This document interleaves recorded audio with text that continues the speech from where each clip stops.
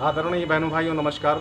मैं पंडित दिनेश नारायण पांडे आध्यात्मिक वेदांग ज्योतिष के ग्रहवाणी यूट्यूब चैनल पर आपका हार्दिक अभिनंदन करता हूं, स्वागत करता हूं। एक बार प्रेम से बोलिए जय माता दी। बहनों भाइयों, आज चर्चा करूंगा एक बड़े विशिष्ट विषय पर। घर से जो रूठ कर चले गए हैं उनको वापस कैसे बुलावें।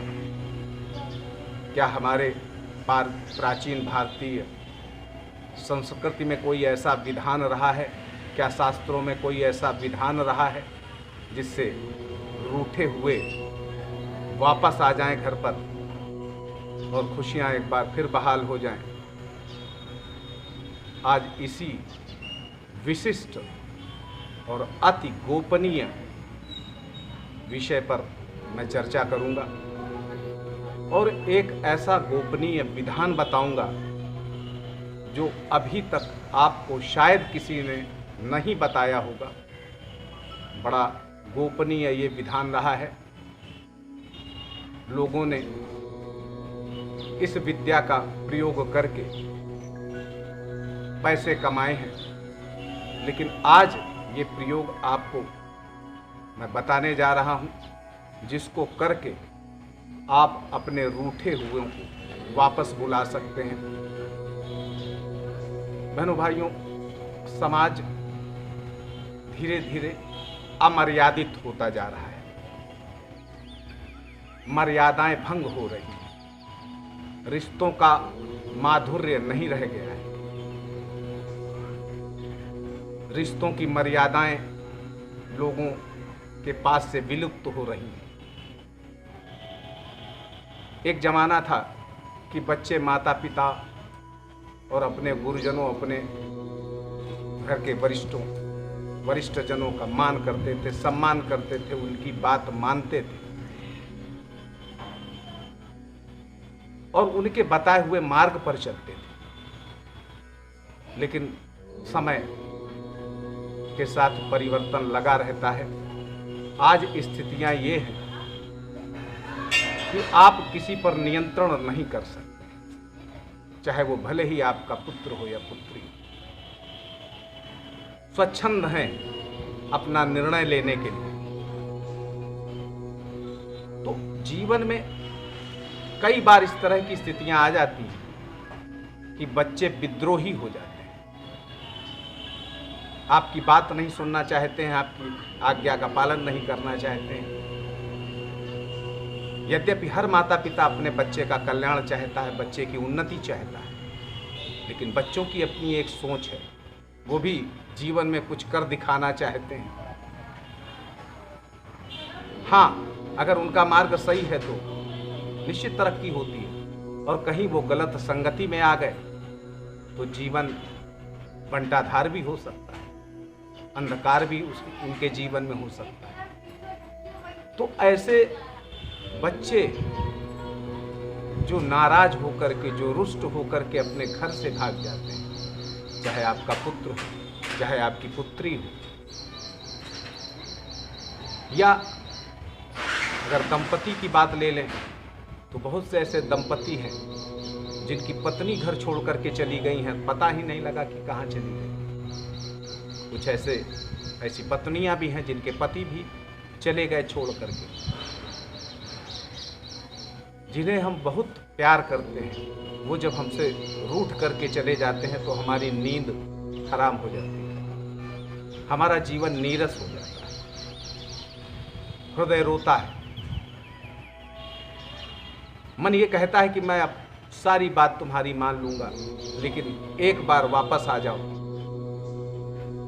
तो कौन सा ऐसा प्रयोग करके हम उनको वापस बुला सकते हैं। इस गोपनीय विषय पर चर्चा करूंगा।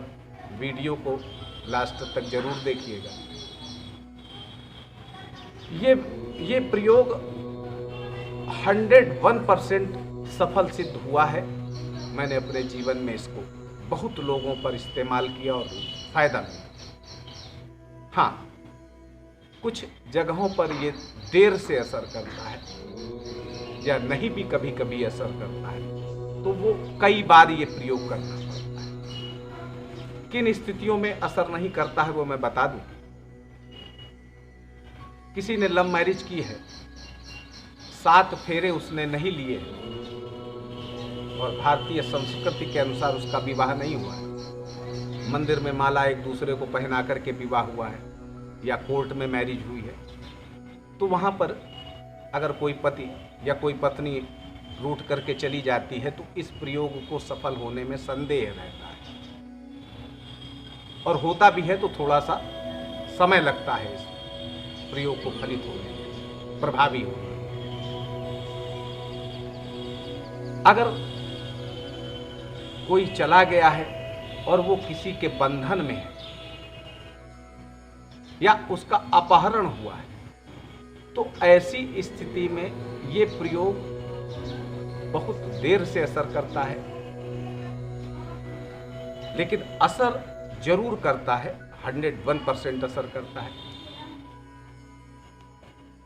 जितने दिन पहले गया हुआ होता है व्यक्ति, मान लीजिए कोई 1 वर्ष पहले भाग गया है, तो आप जब प्रयोग करेंगे तो थोड़ा सा समय लगेगा और हो सकता है इस प्रयोग को आपको 2-4 दफे करना पड़े।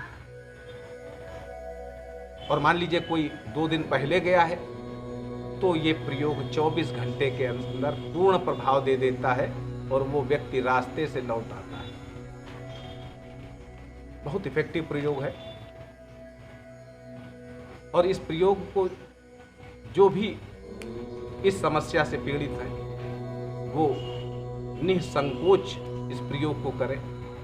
इस प्रयोग से किसी की क्षति नहीं होती है और लाभ 100% होता है। उपाय मैं बताने जा रहा हूं। इस उपाय को करना इस तरीके से है। अगर आपके पुत्र या आपकी पुत्री ये घर से रूठ करके चले गए, बगैर बताए चले गए, फोन भी स्विच ऑफ करके रखा हुआ है, कोई मैसेज का आदान प्रदान नहीं हो रहा, तो बच्चों की मां अगर ये प्रयोग करे तो इसका प्रयोग का असर 24 घंटे में होता है। पिता अगर इस प्रयोग को करता है तो 1 हफ्ते का समय लग सकता है। अगर 1 महीने के पहले कोई गया है तो 1 महीने के अंदर पूरा असर हो जाता है। अगर कोई 1 साल पहले गया है और उसको बुलाना आप चाह रहे हैं तो इस प्रयोग को कई बार शुभ मुहूर्तों में, सर्वार्थ सिद्ध योग में इस प्रयोग को किया जा सकता है। 2-4 बार आप करेंगे तो वो गया हुआ व्यक्ति वापस आ जाएगा। शुभ मुहूर्त हो, शुभ वार हो, आपको एक मिट्टी का जो सकोरा होता है, मिट्टी का सकोरा 2 ले लें, एक में कपूर आप जलावें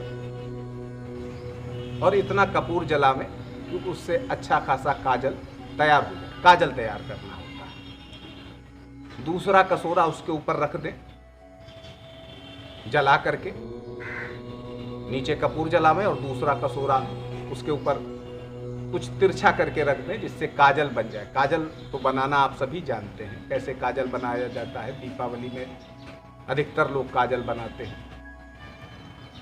तो वो काजल बना करके और जो भी गया है व्यक्ति उसका नाम एक साफ सफ़ेद कागज पे जिसमें लाइनिंग ना हो उस पर लिख करके और उसको लपेट करके किसी वजनदार चीज के नीचे दबा करके रख दें।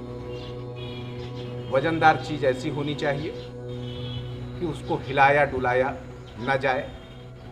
किसी वजनदार चीज के नीचे जब आप दबा करके रख देंगे तो वो व्यक्ति जो गया हुआ है उसके अंदर बेचैनी पैदा हो, वापस आने, और वो शीघ्रता से वापस आने का प्रयत्न करेगा और वापस आएगा।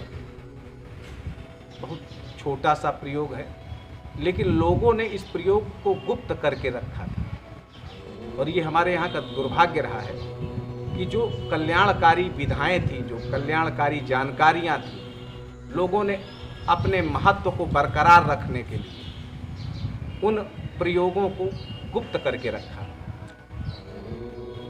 जिससे उनका महत्व कम ना हो, लोग उनको पूछें कि आप बताइए। आप इस प्रयोग को करें, निश्चित तौर पर माँ भवानी की कृपा आपके ऊपर होगी और निश्चित आपका गया हुआ, रूठा हुआ जो भी व्यक्ति गया है वो वापस आएगा और एक बार खुशियों की बहार आएगी।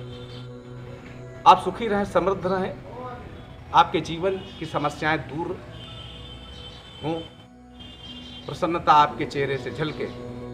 इसी मंगलमयी कामना के साथ मैं पंडित दिनेश नारायण पांडे आपसे विदा लेता हूं। एक बार प्रेम से बोलिए जय माता दी।